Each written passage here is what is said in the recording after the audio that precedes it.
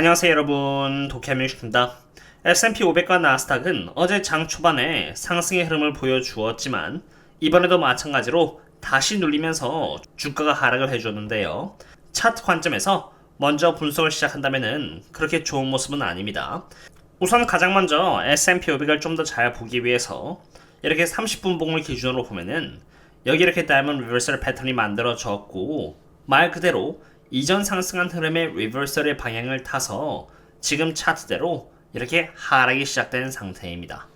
이런 차트의 흐름대로 내려가게 된다면은 여기 가장 먼저 여기 아래 부분에 있는 이 갭을 채우러 갈 수밖에 없는 상태가 되겠고요. 그렇게 되면 주가는 4460에서 4422 구간까지 내려올 수 있게 되는 만큼 조심해야 되겠습니다.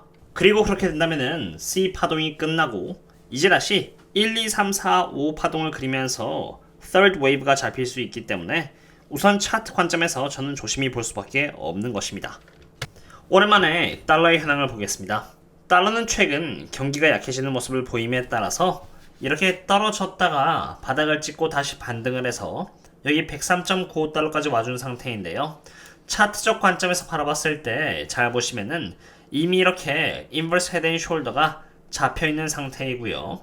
인버스 헤드 앤 숄더에 있어서 이러한 여기 이 넥라인이 뚫린다면은 달러는 다시 여기 105달러까지 올라갈 수 있게 되는 것이고 달러와 S&P 500은 이렇게 보시는 것처럼 서로 상반된 코릴레이션을 갖고 있기 때문에 달러가 올라가게 되면은 S&P 500이 반대로 하락하게 되는 것이므로 이 지표를 기준으로 봐도 S&P 500의 흐름은 조심해야 되는 상태임을 볼 수 있습니다.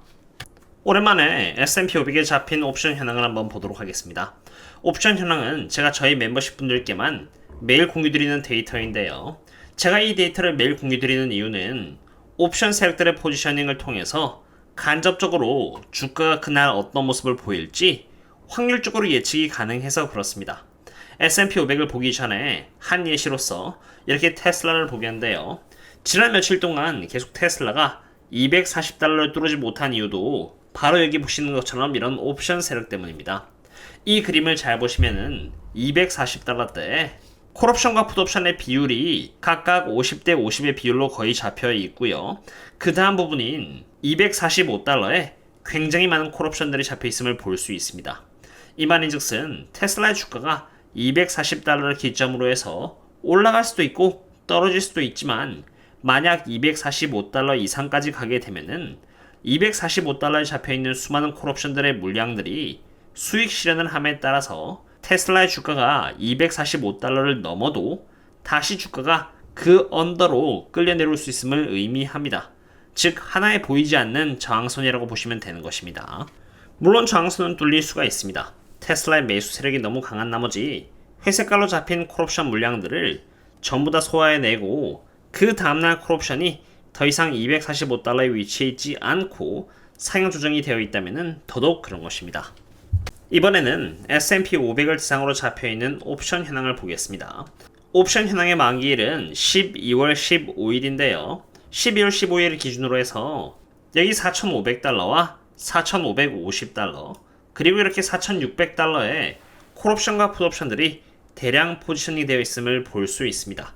즉 옵션 만기일까지 이러한 포지션들의 변화가 없다면은 주가는 4,500에서 4,600 사이에서 움직일 것을 의미하는 것입니다. 이 범위는 제가 매일 업데이트 드리는 부분으로 오늘도 어제 대비해서 특별히 다른 것이 없었으며 여기 아래쪽으로 범위가 넓어지냐 혹은 위쪽으로 범위가 넓어지냐에 따라서 주가의 방향이 또 결정이 되는 만큼 변화가 있다면은 바로 저희 멤버십 분들께 공유를 해드리도록 하겠습니다. 그럼 이번에는 섹터 로테이션 현황을 보고자 합니다. 이 데이터 또한 제가 지금까지 매일매일 일한 흐름들을 저희 멤버십 분들께만 공유드려 왔는데요. 이 흐름을 보시면은 어떤 섹터가 나아질 것이고 어떤 섹터가 조심을 해야 하는지를 직관적으로 볼 수 있도록 도와주는 부분으로 가장 먼저 여기 테크 섹터의 경우는 리딩에서 이렇게 위크닝 쪽으로 내려와 주었고요.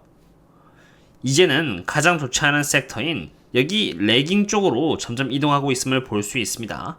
물론 테크 섹터가 방향을 급하게 꺾어서 다시 리딩 쪽으로 갈 수 있습니다만 만약 이러한 궤적이 계속된다면 높은 확률로 레깅 쪽으로 할 수 있고 그렇게 되면은 다른 섹터 대비해서 언더퍼폼하는 결과가 나올 수 있으므로 보수적으로 봐야 하는 흐름인 것입니다. 반대로 이 에너지 섹터의 경우는 여전히 임프루빙 쪽에 있고요. 리딩 쪽까지 가려면은 어느 정도의 시간이 걸리는 듯 합니다. 그리고 제가 두 번째로 가장 많은 포지션을 보유하고 있는 보잉이 바로 여기 인더스트리얼 쪽에 있는데 이 섹터는 이제 리딩 쪽에 와 주었고 한동안 리딩 분면에 계속 있을 것이라고 보이는지라 마음이 굉장히 편합니다. 이러한 자료 말고도 저희 멤버십 분들께는 텔레그램과 네이버 프리미엄 컨텐츠를 통해서 펀더멘탈은 강한데 외적인 조그마한 요소로 인해서 저평가를 받고 있는 주식들을 종종 공유드리면서 수익에 기여하고 있는 상태입니다. 정말 감사하게도 정말 많은 분들이 저와 함께 해주신지라 감사합니다만 그만큼 많은 질문들을 계속 답해드리고 있는지라 시간이 너무 부족한 상태이고요. 그렇기 때문에 이제는 좀 멤버십 인원에 제한을 둬야 할 것 같은 생각이 듭니다. 이번엔 매크로 부분을 한번 체크해 보겠습니다. 이것은 5-year break-even inflation인데요. 한 달 전까지만 해도 이렇게 2.5%의 수치를 보여주었던 break-even inflation 수치가 어느새 2.09%로 2021년 1월 이후로 가장 낮은 수치를 갱신해 주었습니다. 적어도 이 수치에 의하면은 인플레이션은 점점 낮아지고 있음을 의미하는데요. 5-year break-even inflation의 수치와 S&P 500의 earning per share 성장률의 수치를 두 개를 함께 이렇게 포개어 보면은 이 두 개의 수치는 오랜 기간 동안 함께 동일한 상승을 보여주었다는 것을 볼 수 있는데 5-year break-even inflation 수치가 이렇게 떨어짐에 따라서 S&P 500의 earning 성장률 또한 결국 다시 떨어질 수밖에 없다는 것을 볼 수 있습니다. 인플레이션의 기대치가 낮아진다는 것은 earning per share에만 영향을 주는 것이 아닙니다. 사실 매출 성장률 또한 밀접한 관계를 갖고 있는데 지금까지 인플레이션의 효과로 인해서 기업들의 매출액과 earning per share가 잘 나오는 모습을 보여주었지만 5-year break-even inflation 수치가 계속 하락하는 모습이 이어진다면 여기 보시는 것처럼 기업들의 매출액 성장률 또한 타격은 불가피하다는 것입니다. 그 다음은 크레딧 스프레드를 보도록 하겠습니다. 크레딧 스프레드의 경우는 CDX 하이힐드 인덱스를 통해서 볼 수 있는데요. 최근 들어서 S&P 500이 급하게 상승을 보임에 따라서 크레딧 스프레드 또한 마찬가지로 이렇게 급하게 하락했음을 볼 수 있습니다. 그러나 최근 들어서 400달러 부근에서 바닥을 다졌고요. 이제 404달러의 위치에서 반등을 하기 시작했는데 바로 이러한 부분이 저로 하여금 지금 S&P 500을 대상으로 보수적으로 보게끔 하는 요소입니다. S&P 500과 크레딧 스프레드의 상관관계를 보시면은 정확히 서로 반대 위치에 있다는 것을 볼 수 있는데요. 크레딧 스프레드가 이제 더 이상 하락하지 않고 바닥을 찾았다면은 반등은 이제 눈앞인 것이고 그럼 S&P 500도 조정을 받을 수밖에 없음을 의미합니다. 그리고 사실 크레딧 스프레드가 400의 위치에서 더 내려가는 것 또한 이상합니다. 이미 크레딧 스프레드는 금리가 오르기도 전인 22년 3월달의 수준과 동일한 위치에 있습니다. 22년 3월 때까지만 해도 금리는 오르지 않았을 때였습니다. 지금 정작 금리는 5% 이상인데 금리가 오르기 시작하기 전에 수준과 크레딧 스프레드가 동일하다는 것은 말이 좀 되지 않으며 크레딧 스프레드 측에서 너무 과하게 리액션을 보여줬음을 의미하는 것입니다. 마지막으로 구글에 대한 부분입니다. 구글이 오늘 제미니를 발표하면서 주가가 오르고 있는데요. 이에 대한 애널리스트들의 평가를 공유드리자면요. 우선 JP모건 애널리스트들에 의하면은 제미니라는 제품이 아직 그렇게 완벽하지 않기에 조금 지루하다고 생각이 되나 적어도 기업이 무언가를 보여주고 있다는 점에 있어서는 고무적이라고 평가를 했고요.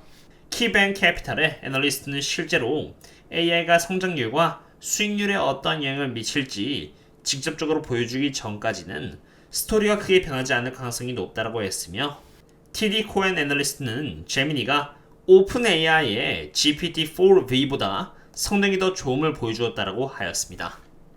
오늘은 S&P 500에 잡혀있는 차트의 형태와 테슬라가 왜 약세를 보이는지 그리고 펀더멘털 요소와 구글의 제미니 등에 대한 평가 등을 공유드렸는데요. 오늘 장에 대한 더 자세한 내용들은 내일 텔레그램과 네이버에 남겨두도록 하겠습니다. 오늘은 이 정도로 마치도록 하겠고요. 그럼 다음에 또 만나요. See you later.